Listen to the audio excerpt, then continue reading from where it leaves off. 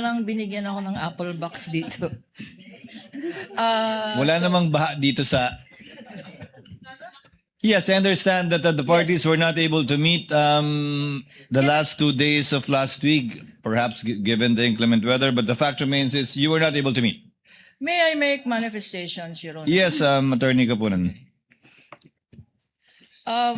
First of all, Your Honor, this honorable court and presiding officer will note that when we broke off last Wednesday, it was very clear that prosecution through this representation made a motion, in fact modified the motion, that we be allowed to present the documents, 4,492 documents, before the honorable clerk of court.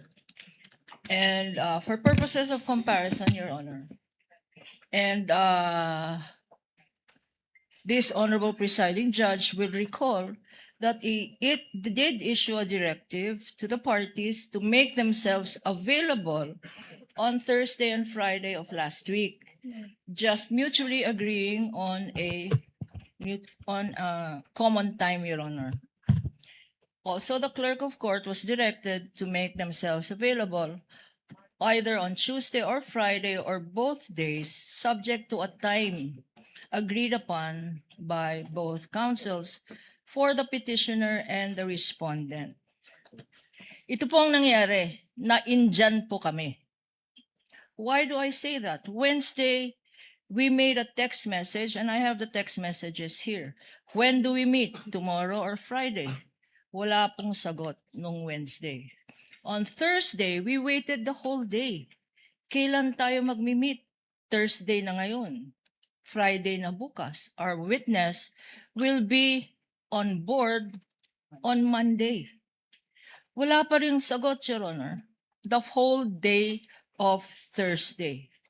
At the end of Thursday, at the end of office hours, Thursday, Your Honor, and we have the evidence here, at 5:38 in the afternoon of Thursday, they texted, counsel for the respondent texted to say, we are available on August 14. This coming Friday, Your Honor, August 14, when napakalinaw naman sa directive ng presiding officer na mag-agree on a date on Thursday or Friday of last week. August 14, what good will that do us? The hearing is today, August 10, and they want us to appear before the clerk of court to compare documents on August 14. For what purpose, Your Honor? Now, the text message is even more disturbing because apart from saying sa August 14 na lang, they even disclaim the fact that this honorable court said Thursday or Friday last week. Wala naman daw sinabi ang presiding officer except to set a time, date, and time mutually agreed upon by the parties. That is bad faith, Your Honor, because sinabi ng presiding officer ang specific dates, Thursday or Friday last week. Wala daw sinabi ang presiding officer. And the presiding officer will recall that you left it to the parties, Your Honor, to agree on the time but not on the dates. Now we are told August 14. The clerk of court over the weekend also was waiting for notice from both parties. And we got a call from the clerk of court saying, walang sinabi sa amin except August 14. In a last attempt, Your Honor, in a last attempt for them, for counsels, for the respondent, this morning, as late as this morning, we approached them to say, we have 1 hour to go, let's start. And they said, again, they refused. They refused, no need daw. Kasi pakitahan na lang ng summaries, etc. No need, Your Honor. Let me just say, Your Honor, that this attitude of the respondent is not new. We had the same attitude pre-trial pa lang. Ayaw na mag-stipulate. Why? Because daw, hindi faithful reproduction. yung kopya nila, tsaka yung kopya namin. Bakit hindi faithful reproduction? Because ang pinag-awayan, presiding officer, Your Honors, isa lang ang pinag-awayan, covering page. Covering page ng 4,492 documents na yan. Ang pinag-awayan, covering page. And that's why they did not want to stipulate. So, Your Honors, if I may, we will necessarily have to go over very briefly this witness, briefly glossing over the documents and identifying her summary, her tabulation, pursuant to the presiding officer's suggestion. And we are invoking as well Rule 130, Section 7, and Section 3C on summaries and tabulations. We will do that, Your Honor. But I have a question, Counsel. Before I recognize Attorney Christine, Attorney Lorna, Attorney Wamil had a table and summary for the ARs for December 21 to 31, 2022, which was turned over to Ms. Eileen, so she can testify on that as well, given that it's official records. My question is, does she have a tabulation and or summary? Because apparently, Attorney Wamil did not, dahil hindi na rin niya inabutan yon ayon sa kanya, di ba? Yes, May Your Honor. tabulation at summary ba si Ms. Eileen ng first to third quarter of 2023 ng OVP at DepEd confidential funds? Yes, Your Honor. Our witness, Ma'am Silene May Del Campo, does have a similar summary of all of the acknowledgement receipts, Your Honor. Again, to clarify, covering the first to the third quarters The of first- 2023 of both DepEd and OVP. Yes, Your Honor. For the first quarter of the OVP, the second quarter, and the third quarter, Your Honor, that totals 1,823 acknowledgement receipts. How many? She has- 1,000? For the first quarter of February 6, March 29, 2023, covering 519 documents, our witness has a tabulation, Your Honor, a summary. Second quarter of OVP? For the second quarter, which is the period April 25 to June 30, 2023, covering 530 acknowledgement receipts, Your Honor, our witness also will be presenting a tabulation or a summary. And for the third quarter of the Office of the Vice President, our witness will be presenting a tabulation for the periods July 14, September 30, 2023, covering 774 documents, Your Honor, totaling 1,823. And she will confirm as well the tabulation made for the December 2022, 21 to 31, 22, tabulation of Attorney Wamil consisting of 845 documents. So for the Office of the Vice President, this witness will be presenting and identifying 2,668 acknowledgement receipts. Likewise, Your Honor, if I may continue. Counsel may, for the DepEd? For the DepEd, Your Honor, for the first quarter, covering the period February 20 to March 30, 2023, our witness has a tabulation of 561 acknowledgement receipts. For the second quarter, covering the period April 25 to June 30, 2023, our witness has a tabulation of 619 acknowledgement receipts. And for the third quarter of the DepEd, covering the period July 14 to September 30, 2023, our witness will be identifying and as well the tabulation of 644 acknowledgement receipts, or for the DepEd, a total of 1,824 documents, which will bring us to 2,668 for the office of the Vice President, 1,824 for the DepEd, totaling 4,492 documents, which counsel for the respondent refused, Your Honor, to stipulate on. We are now therefore constrained to present this witness and the tabulations before this honorable She can court. testify based on the tabulation that she has, again, in accordance with the ruling of the chair, citing Rule 130, Section 3C, in relation to Section 7, which is an exception to the original document rule. Your comment, Attorney Christine, before yes, we Your Honor. proceed? Just one more manifestation, Ah, Your Honor. With the kind indulgence In of Attorney addition to Christine. these tabulations, Your Honor, we will be presenting, but not identifying, we will be presenting folders containing these acknowledgement receipts so that the witness can flip over them, Your Honor. Just flip over them. And if counsel will say we are not given the opportunity first, they've been given the opportunity. They refused. And the reason being, number one, they don't have enough lawyers now. We heard on an interview that they did not have enough lawyers and could not schedule, could not follow the directive of the presiding officer. 15 lawyers for the defense, for the respondent. They did not have enough lawyers, nor the time to comply with the directive of this honorable presiding officer. Lastly, Your Honor, in any event, Your Honor, there is no denial of due process. They will have the opportunity when all of these documents are presented in a formal offer of evidence. That is their time to compare. That is their time to make their comments. That is their time to raise their objections, Your Honor, when it is formally offered in evidence in due course.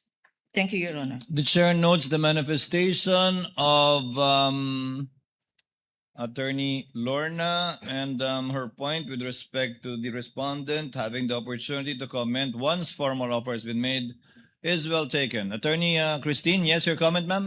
Your Before we Honor, proceed? Yes, Your Honor, please.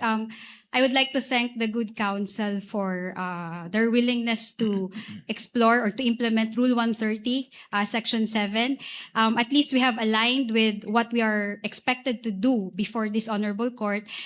In fact, Your Honor, earlier this morning, I was asked by one of her partners about the comparison. And I actually told her partner, Attorney Lazaro, Attorney, we don't even need to compare the exhibits in order to expedite the proceedings. Because first of all, that's the authenticity of the exhibits is something is something that the court will have to decide. And the court will only decide on that after the prosecution has already submitted their offer of evidence, and that will be subject to our comment. And there's no need for us to actually compare the exhibits just so we can arrive at a stipulation that this and that are the same. And also, Your Honor, with regard to the identification of the witness of the exhibits, that goes into the witness competence. No, we did not stipulate here in open court that the witness is competent to identify the exhibits, Your Honor, kasi hindi naman ho namin kilala ho yung taga-COA. Pangalawa, we don't know the extent of her examination of the documents. Pangatlo, she just assumed the work of Mr. Wamil. So, mahirap naman po sabihin nun ng kliyente namin, sige, okay na, we payag na kami, she can identify the exhibit, she knows all of those, she has examined all of those. Precisely, that's the duty of the counsel to do in open court. Now, there's Rule 130, Section 7, and for those of you who are litigating before the CTA, you already know this rule, that a witness can testify based on a summary, and that would actually show that he's competent to testify on the exhibits by reason of the summary that she made. And that would attest that she has examined all of the documents that are contained in the summary. That's why yun po yung sinuggest ko sa counsel ng kabila. Sabi ko, we will not even object, attorney, as to how many exhibits you will identify or you will have as samples, kahit 10 per quarter or kahit 100 or kahit wala. Di ba? If you check Rule 130, Section 7, hindi naman ho ni-require na isa-isahin ho yun. At hindi ho nire-require, Your Honor, na kailangan ho namin mag-stipulate on the exhibits, on the authenticity, so that they can use Rule 130, Section 7. And if properly done po, Your Honor, I think they can identify or they can finish all 1 quarter in less than 10 minutes. I'm talking about that, no? I'm talking about that based on experience. So, Your Honor, we don't object to their implementation of Rule 130, Section 7, as to the manner by how they will do it. We will also not object, but subject to cross-examination, Your Honor. Thank you. The manifestation of Attorney Christine is noted. Chair will make a ruling so that we can move on. May I just respond to this, Your Honor? Ako na Just magre-respond. Ako very na magre-respond briefly. para sa kanya. Sa'yo, Attorney Kapunan. The chair did make a ruling, issue an order for the parties to try to meet Friday or Thursday. However, for whatever reason, lack of lawyers or inclement weather, that did not happen. Chair would just like to correct, hindi ka Attorney Lorna ininjan, baka ginost ka. Kasi hindi ka sinagot eh. Pero hindi ka ininjan, wala namang pinag-usapan date pa eh. Inignore. Ghost na nga eh. Ghost Ginost, bago ngayon. ginost. Hindi na. Ghost na yung bagong. Ghosting.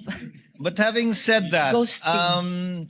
the chair notes, because the chair also inquired, that given what happened in the pre-trial, wherein the copies of the exhibits marked by the respondent, no copies were retained by the court. So the chair would like to request the counsels for respondent to kindly furnish the court with a copy of the marked pieces of evidence during pre-trial.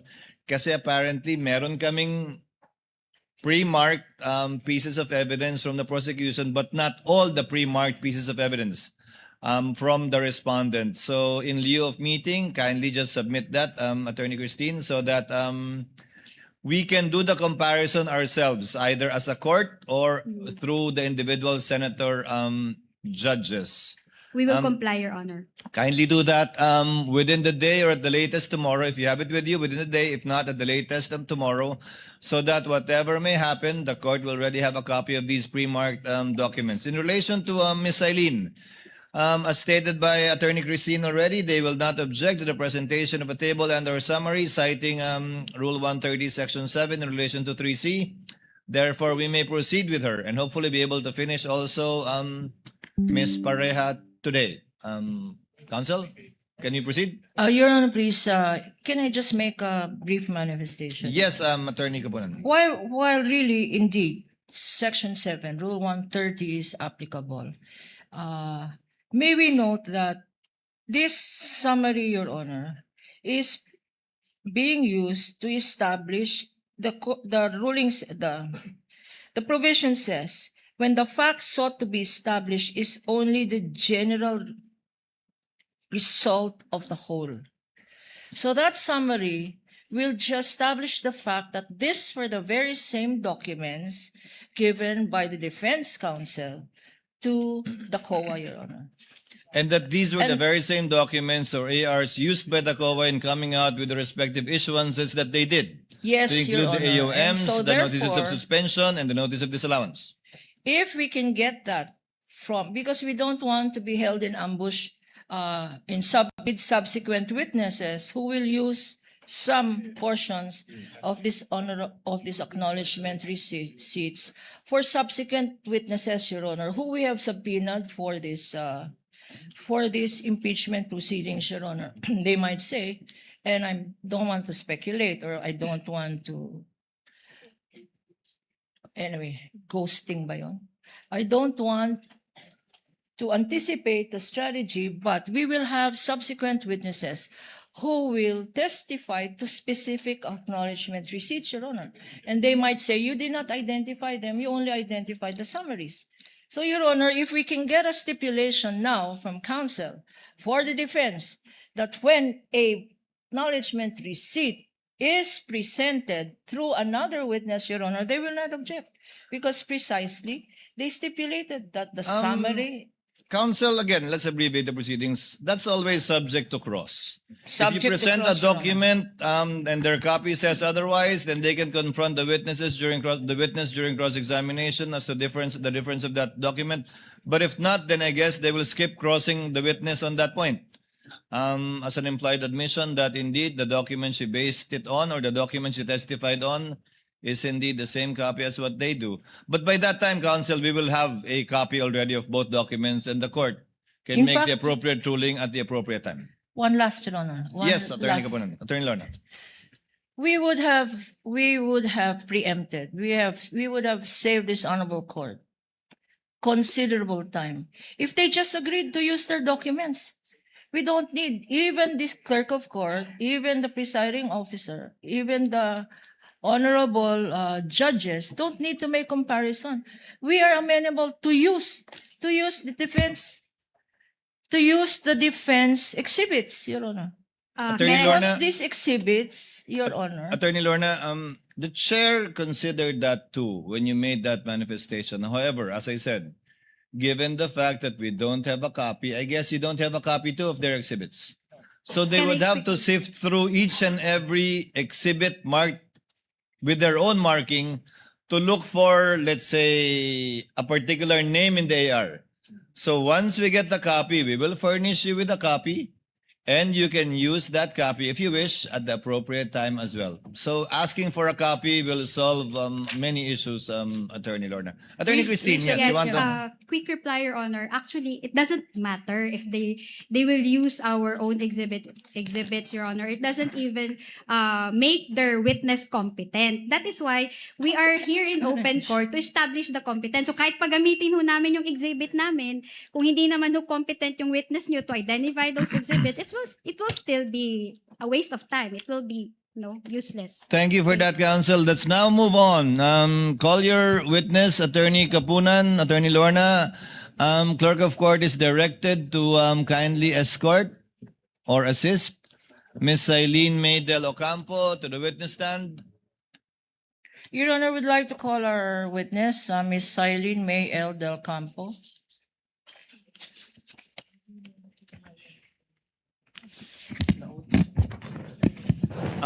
Miss Eileen, before you sit down, do you understand that you will be continuing with your testimony before this honorable impeachment court under the same oath that you made and was given when you last appeared Wednesday ba? On Wednesday. Yes po, Your Honor. You may sit down, ma'am. Thank you po. And good morning. Attorney Kapunan, your witness, you may proceed with your cross. Again, sorry, with one more short reminder. You don't have to flip through the individual ARs anymore. We understand that, Attorney Kapunan. We will rely on her table and or summary for the meantime, unless there is a specific AR that you want her to identify and read for the record, then she may simply look at that particular one. But no need to flip through the entire 4,492 ARs just to show that she indeed prepared her table and summary based on the ARs. That is deemed understood already by the court. You may proceed, Attorney Lorna.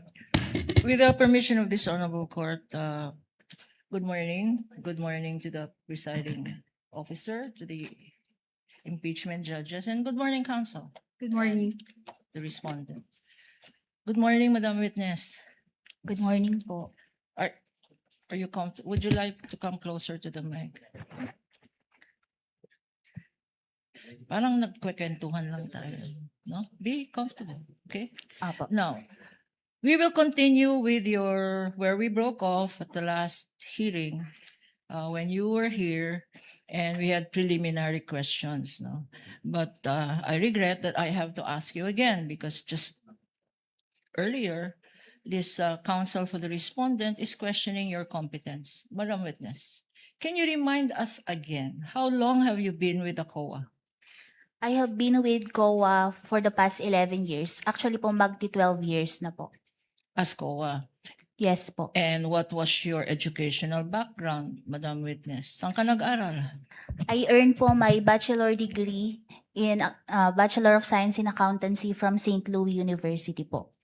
At pagkatapos mo nag-graduate sa St. Louis University, saan ka nagtrabaho? Ang una ko pong naging trabaho is as junior auditor sa isang private firm po sa Baguio City. And after that, After 2 years po, nag-apply na po ako sa COA at doon na po ako nag-start noong And what- August 26, 2014. August 26? 2014 po. Okay. And earlier you said that you were in COA ICFAO, correct? Yes po. And what particular activity or duties did you have with this office? Ang mga naging duties ko po sa COA ICFAO is first to conduct post-audit of the liquidation documents of various government agencies sa liquidation po nila sa Intelligence and Confidential Fund. And draft po an audit observation memorandum, notice of suspension or notice of disallowance po as may be warranted under rules and regulations on settlement of accounts. And after pong mag-respond nung agency, ako rin po ang nag-evaluate ng mga responses po sa mga AOM at notice of suspension. So based on your narration, 11 years mo na ginagawa to? Nag-i-issue ng audit, observation, memorandum, notice of suspension, notice of disallowance, at pinag-aaralan rin ang mga response ng mga national agencies na covered ng Confidential and Intelligence Fund. Yes po, tama po. Tell us, Madam Witness, how many of these national agencies, local government units, public officials, have you conducted a post-audit? Yung sa national government agencies po, more than 20 na. Sa local po, madami-dami na rin po, mga more than 50. Sa GOCCs naman po, mga less than 10, mga 5 to 10 po. So more than 20 national agencies, tama? More Opo. than 30, 50 local government units? Yes po. And, Mga GOCCs po, mga less than 10. okay. So when you took over, nung ikaw ang take over kay Attorney Wamil, nung February, when he retired or was transferred to another COA office in February 2024, you were then at that time also in COA ICFAO. Yes po, tama po. And ano naman ang participation mo, if any, dito sa pag-post-audit ng confidential funds ng Office of the Vice President at ng DepEd Secretary? Sa Office of the Vice President po, ang naging participation ko po is dun sa for the period December 21 to 31, 2022, ako po ang nag-evaluate ng response nila sa notice of suspension. Doon naman po sa first to third quarters ng 2023, ako po ang nag-evaluate sa response nila sa mga audit observation memorandum. Sa DepEd naman po, ako po ang nag-evaluate ng responses nila para dun sa dalawang AOM for the first to third quarters of 2023.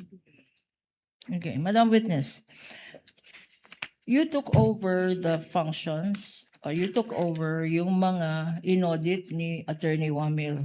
Are you aware na gumawa siya ng isang tabulation tungkol sa acknowledgement receipts for the last quarter of the Office of the Vice President, December 21 to 31? Are you aware na merong ginawang tabulation si Attorney Wamil? Yes po, aware po ako sa tabulation ni Mr. Wamil. If this tabulation is shown to you, and for purposes of identification, Your Honor, this has been previously marked in evidence as P-1-29 for the prosecution. Showing to you, Madam Witness, please go over this tabulation prepared. And may we ask permission for our associate, Attorney J. De La Cruz, to be allowed to present this to the witness. Assisting counsel of the parties may approach.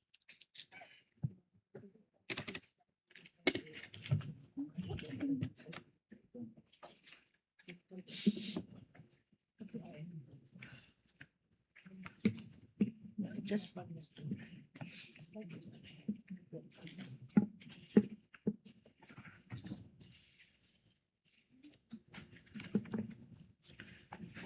for the record, Your Honor, the witness is going over the tabulation submitted and marked by by Attorney Wamel, and it is Exhibit P-1-29. Noted and made part of the records. Do you confirm, Madam Witness, that ito ang tabulation na sinubmit ni Attorney Wamil sa COA ICFAO office na minana mo sa kanya? Yes po, ito po yung tabulation na kasama po doon sa mga documents na na-forward sa akin. Okay. After you received these documents from Attorney Wamil through the office of the COA ICFAO, what happened next? After po ma-issue yung notice of suspension sa OBP, nag-submit po sila ng response noong March 13, 2024 po. Itong response na sinasabi mo, meron ka bang kopya? And if shown to you, itong response ng Office of the Vice President, will you be able to identify the same? Yes po. Your Honor, for easy reference of the presiding officer and this impeachment court, may we ask permission to flash it in the screen, Your Honor? Counsel may do so. You're referring to Exhibit P-1-13-B Yes, Your Honor. and Respondents 1-120 OVP. This is stipulated document, Your Honor. You may proceed, So Counsel. the counsel for the defense is now looking at it. Madam Witness.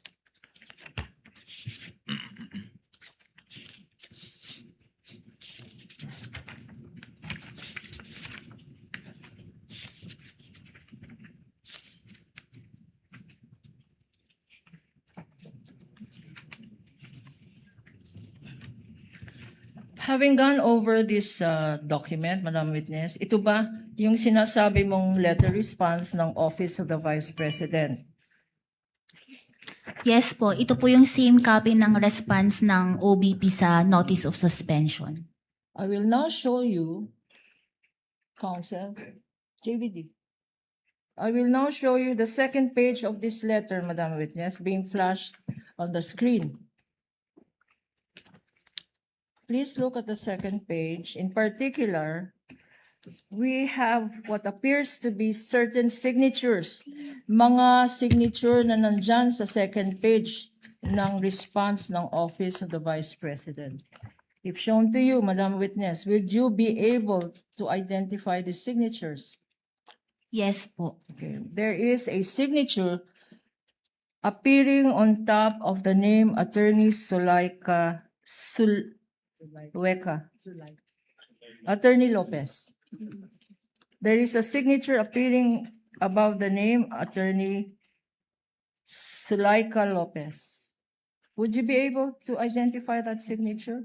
Yes po. Bakit, Madam Witness? Kasama po kasi doon sa sinubmit sa liquidation documents na nabigay sa akin, na turnover sa akin, yung list ng signatories po ng OVP. At kasama ba doon ang signature ni Attorney Sulaika Lopez? Yes po. There is another signature here appearing atop the name Lemuel Ortonio. Please go over this signature and tell us if you are familiar. Nakikilala mo ba tong signature ng isang Ortonio sa dokumentong ito? Yes po. Why, Madam Witness? Kasama din po ito doon sa list ng specimen signature na nasubmit po sa amin doon sa liquidation documents nila. Okay. And pag alam mo, sino ba itong Attorney Sulaika Lopez? Based po dito sa dokumento na to, siya po ang Chief of Staff ng OBP. Okay. Undersecretary po at Chief of Staff. Ito naman Mr. Lemuel Ortonio. Sino naman itong Lemuel Ortonio na to? Based po sa document, siya po ang Assistant Secretary and Assistant Chief of Staff. Sa letter response na to, na-identify mo, may nakalagay, meron bang naka-attach dito sa letter response? Yes po, nag-attach po sila ng list of 105 activities ng Office of the Vice President for the period December 13 to 31, 2022. First quarter ng Fourth 20 quarter po. Fourth quarter ng 2022. Specifically, December 13 to 31, 2022. At if we show you this list of activities na inattach sa letter response, will you be able to identify this? We are flashing on Yes the po. screen, Your Honor, a list of activities which is an attachment to the letter response of the OVP, Exhibit P-1-13B.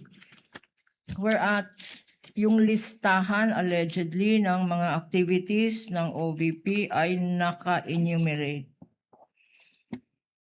Tell us, Madam Witness.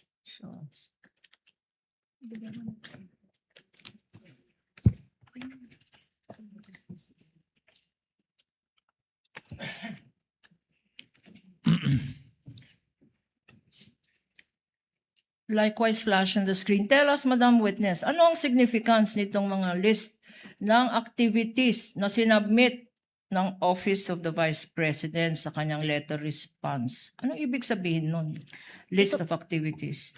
Ito po ay naging attachment nila as documents evidencing success of information gathering and or surveillance activities po na required po kapag nagkakaroon ng payment of rewards. Anong period cover ditong list of activities? December 13 to 31, 2022 po. And what ang observation, itong activities na nakalagay dyan ay prior to the receipt of the Office of the Vice President of its confidential fund. Ito ba ay kino-confirm mo?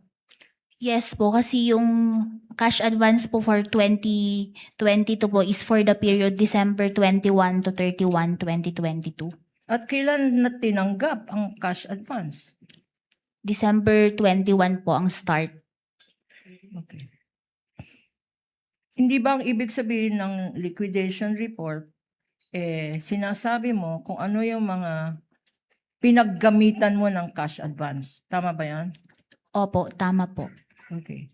And sa palagay mo, compliant ba to? Kasi post-audit compliance ba ito?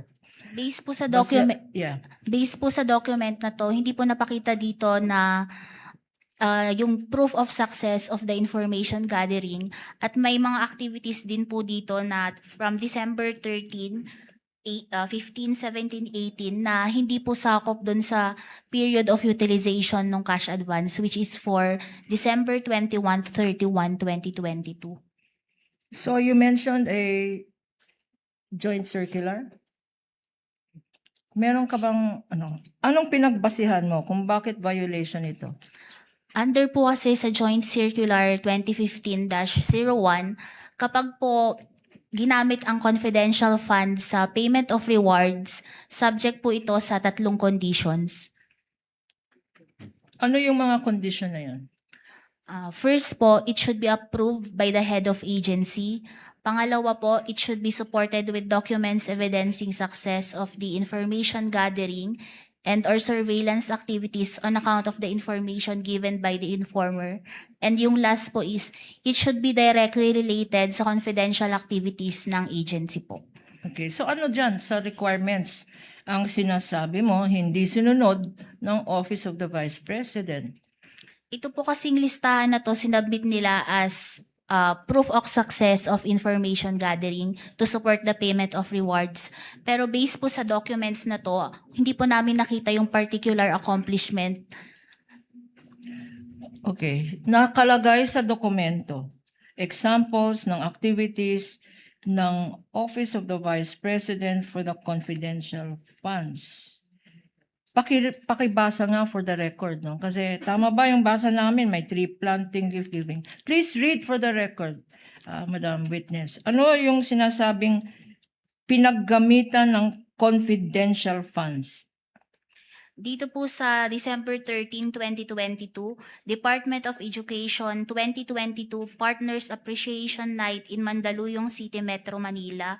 December 15 night. Sandali. Appreciation night. Opo. Sa pagkaintindi mo, confidential activity ba yan? O nasa listahan ba yan Your Honor. ng confidential activities base sa joint circular? Based po dun sa enumeration kung saan gagamitin ang confidential fund, hindi po ito nakasama doon. Basahin mo pa yung iba. So hindi. Ano pa yung iba? December 15, 2022, Knights of Rizal Supreme Council, 60th year of the Institute in Baguio City, Youth Campaign on Patriotism. At meron din po Compliant ba to sa listahan? based po sa joint circular, hindi po ito nakasama dun sa mga activities po under 4.8 kung saan pwedeng gamitin ang confidential fund. Basahin mo nga lahat ng activities na yan for the record at sabihin mo kung compliant ito. Kung ito ba mga activities ay pinapayagan bilang liquidation ng confidential funds. Meron po dito December 17, 2022, Christmas activity in Happy Land, Tondo, Manila. Christmas activity and exploration meeting of Extension Office Barangay 101 in Tondo, Manila. Consultation with Barangay Chairman ng Manila in Manila.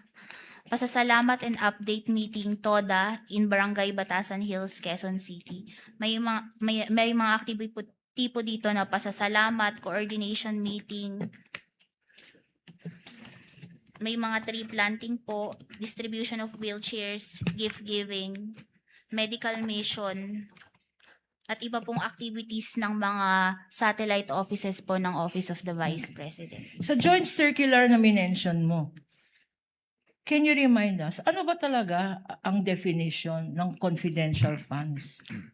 Ang confidential fund po, ito po yung lump sum amount na nasa General Appropriations Act na gagamitin po for confidential activities po ng isang ahensya. At itong binasa mo, tree planting, Christmas, napakadaming Christmas party, napakadaming award ceremony, yan ba ay pinapayagan sa sinabi mong definition ng confidential funds? Hindi po. Hindi po. With the indulgence of Your counsel, Honor, please. with the indulgence of counsel, Ms. Eileen, maliban sa hindi pinapayagan o pasok sa pwedeng paggastusan ng confidential fund, yung mga binasa po ninyo, yung gastos ay ginawa rin bago na encash yung cheque.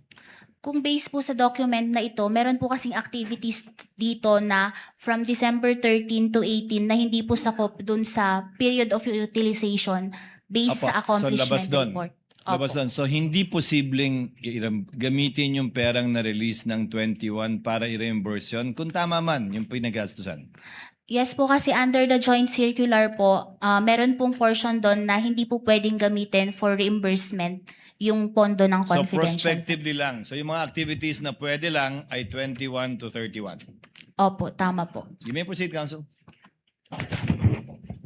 Dahil dito sa sinabi mong violation, wala sa period, no? Yung as observed by the Honorable Presiding Officer. At dahil wala naman sa listahan sa joint circular kung saan pwedeng gamitin ang confidential funds, ano ang ginawa mo after that, if any? After po evaluating the response ng OBP at saka po yung mga attachments neto, ako po ay nag-draft ng Notice of Disallowance at isinabit ko po ito sa aking Division Chief for her review. If I will show you, pag pinakita sa iyo ang isang notice of disallowance for purposes of the record, Your Honor, this has been pre-marked as Exhibit P-1-13-C. Would you be able to identify it? Opo. Showing to you, Attorney De La Cruz will show it to you. Please go over this document and tell us if the relationship of this document to the notice of disallowance you have mentioned, and again, we are seeking permission to flash it for easy reference on screen.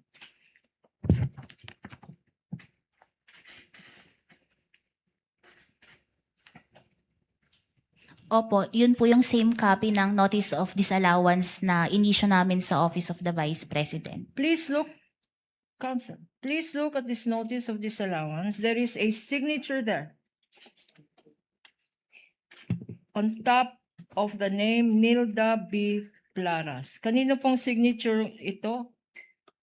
Si Assistant Commissioner Nilda Plaras po ang officer in charge ng ICFAO nung ma-issue po ang dokumento na ito. Anong ibig sabihin pag pinirmahan ng isang assistant commissioner ang isang notice of disallowance na draft mo? Ito po is for release na po sa na-approve po niya kung ang laman nito at for release na po ito sa agency. For release ng agency. Okay.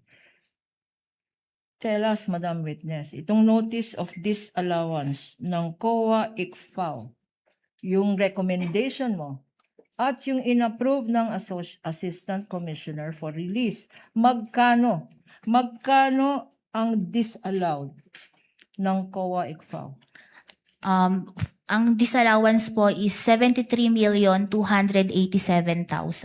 Ano naman ang basis ng disallowance na to? Ang disallowance po na to, binubuo po ito ng first, yung payment of rewards in the total amount of 69,787,000. Before you proceed, Your Honor, please, this is being flashed on the screen. This is the first page of Exhibit P-1-13-C, which is the notice of disallowance identified by this witness. First page dyan, Madam Witness, ano ang breakdown or basihan ng iyong notice of disallowance? Yung 73,287,000, ang bumubuo po dito is yung payment for rewards amounting to 69,787,000 plus yung 3.5 million for payments for tables and chairs, desktop computers, and printers po.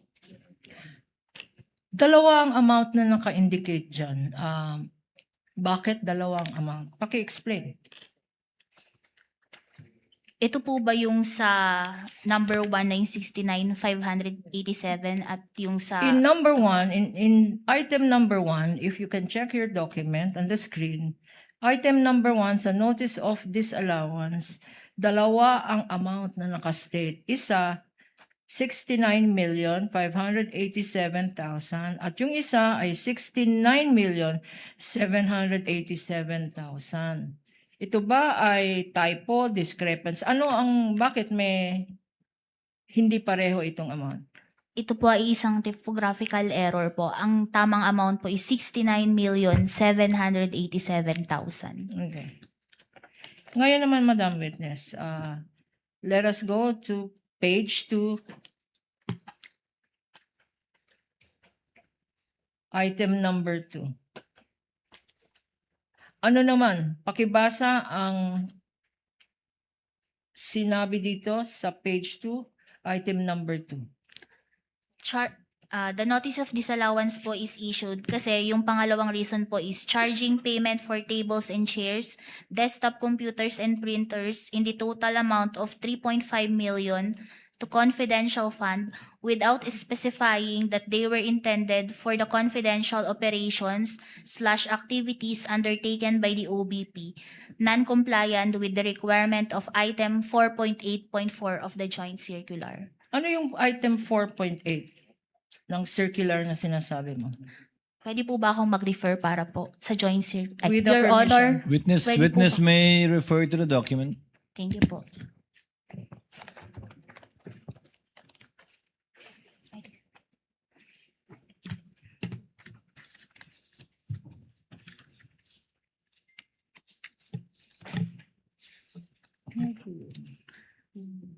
Based po sa item 4.8.4 ng joint circular, purchase or rental of supplies, materials, and equipment for confidential operations that cannot be done through regular procedures without compromising the information gathering activity concerned. Okay. Bakit ito ay naging basehan ng disallowance nung tables and chairs na yan? Di ba confidential yon? Kung Hindi- saan binili yung table and chair na yan, di ba confidential yon, Madam Witness? Hindi po kasi nila in-specify na the payments for yung tables and chairs and desktop computers were used for confidential operations po. Wala po silang nasubmit na any explanation dun sa response po nila. Kailangan ba mag-submit ng anong mga kailangan i-submit na dokumento by way of para explain kung saan ginamit tong tables and chairs, laptop, tsaka anong hinahanap ninyo sa post-audit? Dapat po mapatunayan nila na ito ay binili para po sa confidential operations ng ahensya. At anong kailangan na dokumento? And since this pertains po sa as purchases, dapat po supported ito ng either sales invoice or official receipts po. Okay. Sa pag-evaluate mo nitong dokumentong sinabmit ng Office of the Vice President, meron ba yung mga official receipts, sales invoice na sinabmit? Wala po. Isa, dalawa, tatlo. Walang sinabmit, Madam Witness? Wala pong mga resibo po. Okay. Now, based sa iyong audit, sino-sino ang liable persons dito sa in connection with this notice of disallowance na binasa mo? Sino-sino ang mga persons na responsible or accountable dyan sa pinakita mo?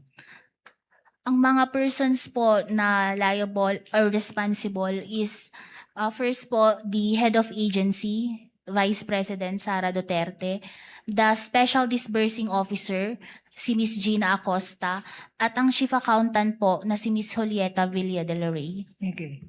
Sa document na yan, pwede bang pakita mo yung mga pangalan na sinabi mo? Nasa page 2 po. Showing to you page 2, Madam Witness, and being flashed on the screen. Please tell us if these are the very same persons na sinabi mo na accountable. Yes po. Bakit sila accountable? Unang-una po, yung si Vice President Sara Duterte po, siya po ang nag-approve ng transaction and including the utilization of the cash advance. Saan nakalagay dyan na siya ang nag-approve? Yun pong sa accomplishment report.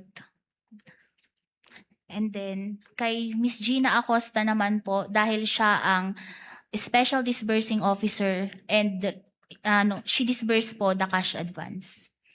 Ito naman Villa del Rey. Bakit sinasabi mo na accountable officer siya? Nag-certify po siya dun sa backseat ng liquidation report na ang supporting documents are complete and proper. Hindi ba nila ginawa ito? Yung mga sinasabi mo na kailangan sa joint circular? Yes po. Yes. It kasi po yung participation nila sa transaction, kaya po sila nasama sa persons na liable po sa transaction na ito. Dahil first, si BP Sara bilang siya ang head of agency at siya po ang nag-approve ng transaction and utilization ng cash advance. Pangalawa po, ang naging participation po ni Ms. Gina Acosta is siya po ang Special Disbursing Officer at siya po yung nag-disburse ng cash advance. At kay Ms. Julieta Villa del Rey naman po, sinertify niya na complete and proper yung supporting documents, pero hindi po complete and proper yung nasubmit po sa amin. Okay. Madam Witness, nag-issue ang COA ICFAO ng notice of disallowance. What happened next, if any, kung maalala mo? Noon pong February 5, 2025, nag-appeal po ang Office of the Vice President. Nag-file po sila ng petition for review sa Commission proper. And do you know what happened to this petition for review? Nung April 10, 2026 po, naglabas ng decision ng Commission proper at na-furnishan po ang aming office and inaffirm po nila yung notice of disallowance in the total amount of 73,287,000. So yung petition for review, disallowed pa rin. Noon pong lumabas yung decision ng Commission proper, inaffirm po nila yung disallowance. Magkano yung disallowed ng commission proper? Same po sa nasa notice of disallowance namin, 73,287,000 po. At ano naman ang ibig sabihin ng disallowed? Ang notice of ang disallowed po is sa level ni ICFO po kasi pag issue kami ng notice of disallowance, meron na po silang we demand them to ibalik po yung pondo. Pero meron pong remedy which is yung ginawa nila, nag-file sila ng petition for review po sa commission proper. At ano naman ang nangyari sa petition for review na yan?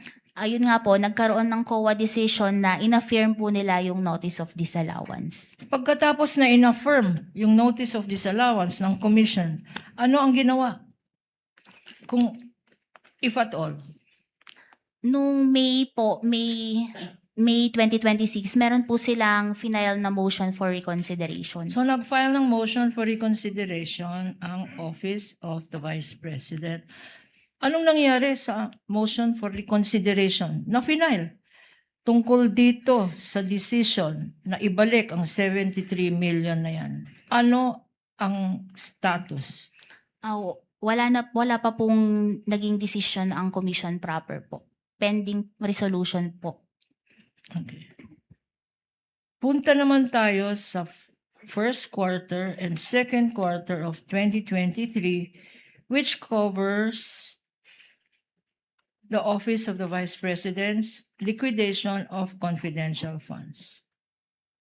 What is your participation? Ano naman ang participation mo dito sa pag-evaluate ng liquidation expenses or documents na sinabit ng Office of the Vice President? For anong period po? For the first quarter of 2020, first and second quarters of 2023.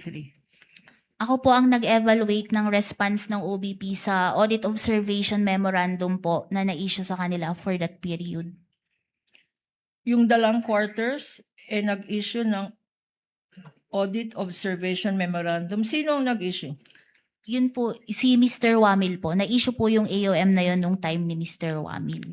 And if shown to you, this AOM, Audit Observation Memorandum dated February 2024.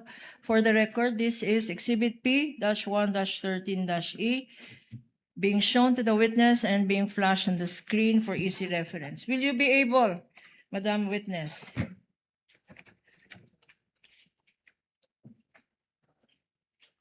to identify the same? Your Honor? For the record, this is a stipulated document. Yes po.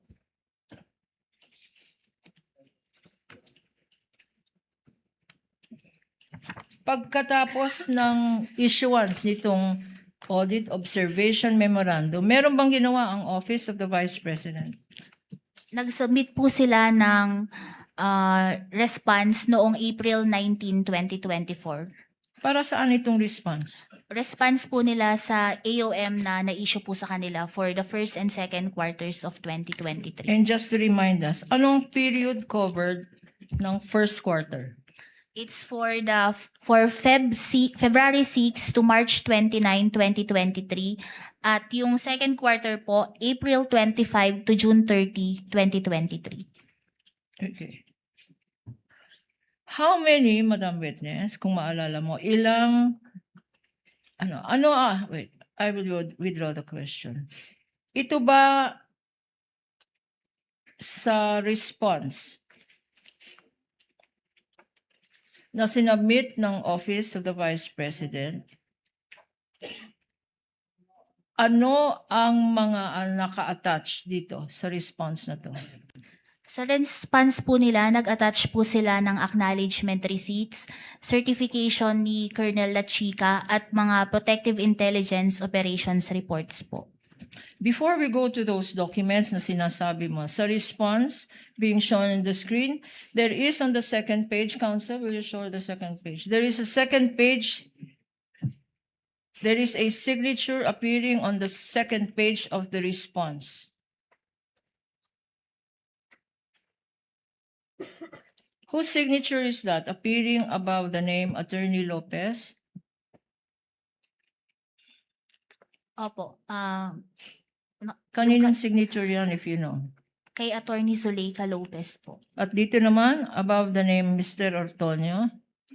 Kay Mr. Limuel Ortonio po. And you are familiar with these signatures for the same reasons you stated earlier. Yes po, tama po. Sa response na sinubmit ng Office of the Vice President, sinabi mo kanina meron mga acknowledgement receipts, no? If shown to you, a summary, these acknowledgement receipts? How many acknowledgement receipts were attached to the response for the first quarter of 2023? Yung sa first quarter po ng 2023 is 519. 519 acknowledgement receipts.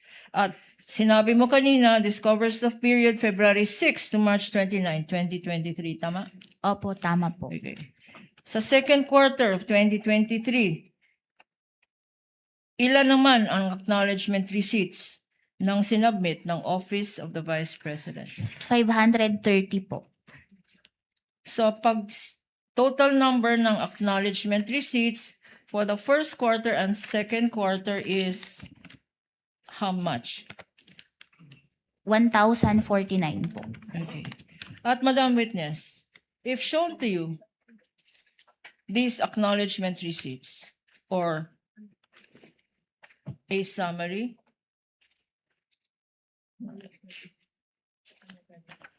acknowledgement receipts. If shown to you certified true copies of these acknowledgement receipts, would you be able to identify the same? Yes po.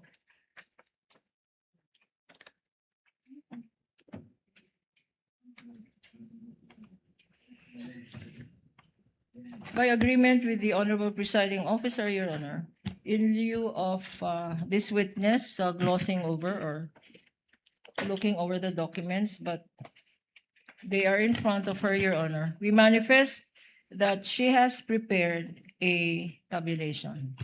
Yes, Madam as Witness, agreed to also by counsel for the respondent, the witness need not peruse individually and flip over, as the word used by counsel, these ARs, and may refer to her tabulation and her summary that she prepared with respect to, Ma'am Sailin, the first and second quarter of 2022 for the ARs, acknowledgement receipts, for the Office of the Vice President. You may refer to your table and or summary, ma'am, if you have one. Your Honor, please, may we also make the manifestation, Your Honor, for future witnesses, Your Honor. This should not dispense with our future witnesses being able to identify, to use and to identify certain acknowledgement receipts, Your Honor, Without which are prejudice- part of the summary or tabulation. Without prejudice to the reservation of counsel, the court will allow it. Ms. Eileen, or Attorney Lorna, can you kindly give us a copy? Because that is not yet a marked document, right? Your Honor, for the record, That is not a We are pre-marked handing over- document, rather. The table. This summaries, Your Honor, hindi po ito pre-marked. But we are now giving a copy to the Honorable Presiding Officer and to counsel for the respondent. Yes, kindly do so. The clerk of court is instructed to reproduce the copy to be able to give each center judge with a copy of the table or summary.